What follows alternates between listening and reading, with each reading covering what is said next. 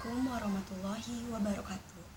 Puji syukur kita panjatkan kepada kehadirat Ilahi Robi yang telah memberikan kita rahmat dan karunia-Nya untuk berkumpul di sini. Pada kesempatan kali ini, saya ingin mengajak kita semua untuk mengingat kembali pola kehidupan yang telah kita lakukan di kehidupan sehari-hari yang menimbulkan dampak globalisasi. Apakah globalisasi sangat berpengaruh bagi kehidupan kita sehari-hari? Tentu saja, globalisasi adalah proses yang sangat mendunia. Semua orang di dunia ini ikut merasakan dampak dan pengaruh dari globalisasi itu sendiri. Misalnya ada dalam bidang transportasi.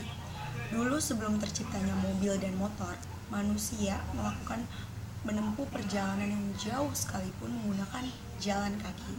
Namun sekarang sudah banyak terciptanya mobil dan motor yang memudahkan manusia untuk bertransportasi dan menempuh jarak yang jauh sekalipun. Apalagi sekarang sudah banyak tercipta transportasi yang baru dan modern yang sedang hits di kalangan masyarakat yang memudahkan manusia untuk melakukan transportasi. Contohnya adalah Gojek, Grabbike, dan Uber. Lalu, aspek kehidupan yang ikut merasakan dampak dari globalisasi adalah telekomunikasi. Sekarang hampir semua manusia pasti punya handphone dan pasti punya internet. Dua hal tersebut menjadi hal yang sangat berkaitan satu sama lain. Dulu tahun 70-an sampai 80-an sebelum terciptanya alat komunikasi atau handphone, manusia berinteraksi dan berkomunikasi menggunakan surat menyurat atau berinteraksi secara langsung. Namun dari tahun ke tahun, seiring berjalannya waktu, terciptalah banyak alat komunikasi yang baru yang bermunculan yang saling mengunggulkan kecanggihan masing-masing. Dari tahun ke tahun semakin bermunculan teknologi informasi yang lebih modern dan akhirnya kita sekarang bisa berkomunikasi dan berinteraksi jarak jauh sekalipun menggunakan media Skype atau video call yang memudahkan manusia untuk berinteraksi walaupun dengan jarak jauh sekalipun dengan tatap muka. Kini hampir semua manusia tidak bisa hidup tanpa handphone dan tidak bisa hidup tanpa internet. Manusia sudah sangat berketergantungan oleh handphone. Saat manusia bangun tidur dan mau tidur pun manusia pasti yang mereka cari terutama adalah handphone. Lalu bidang olahraga juga ikut merasakan dampak dari globalisasi itu sendiri.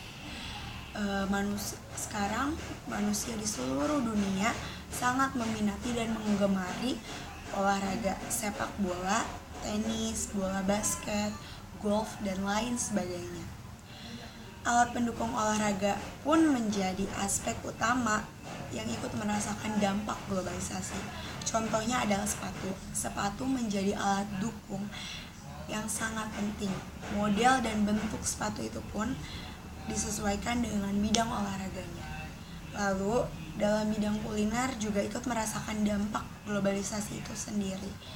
Makanan barat menjadi populer dan tersebar di seluruh Indonesia.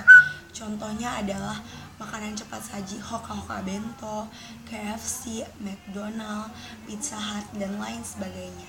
Manusia lebih menggemari dan lebih tertarik dengan makanan kebarat-baratan daripada makanan khas Indonesia.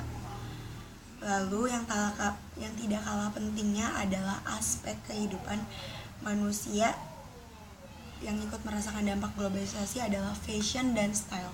Sekarang banyak sekali manusia dan remaja yang meminati fashion luar negeri dan style luar negeri.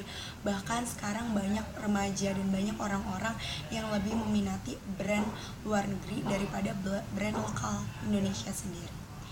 Jika orang Indonesia saja memilih brand luar negeri dan kurang meminati budaya atau melestarikan budaya Indonesia, lalu siapa yang akan melestarikan dan menjaga budaya Indonesia itu sendiri?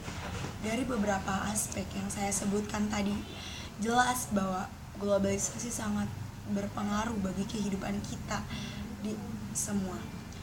Setiap orang pasti merasakan pengaruh dan dampak dari globalisasi itu sendiri. Perbedaan dari tahun 90 dan tahun 2016, perbandingannya adalah 90/10. Jadi sudah terlihat sekali dampak dan perbedaan masyarakat yang ikut terpengaruh oleh dampak globalisasi itu sendiri. Dari sini kita harus menyiapkan diri kita agar kita dapat menghadapi pengaruh globalisasi. Kita harus pandai memilih dampak positif dan negatif. Misalnya kita juga harus bisa menyeleksi budaya luar yang datang kepada budaya dalam negeri kita. Kita harus memilih budaya yang baik, budaya yang tidak bertentangan dengan nilai dan norma kehidupan kita masing-masing dan nilai dan norma kehidupan agama kita. Karena budaya negeri adalah budaya yang harus kita lestarikan dan kita jaga keindahannya. Jadi ada banyak cara untuk menghadapi globalisasi. Kita boleh merasakan dampaknya, tapi juga kita harus bisa menyaring dampak positif dan meninggalkan dan menjauhkan atau membuang dampak negatifnya. Begitu.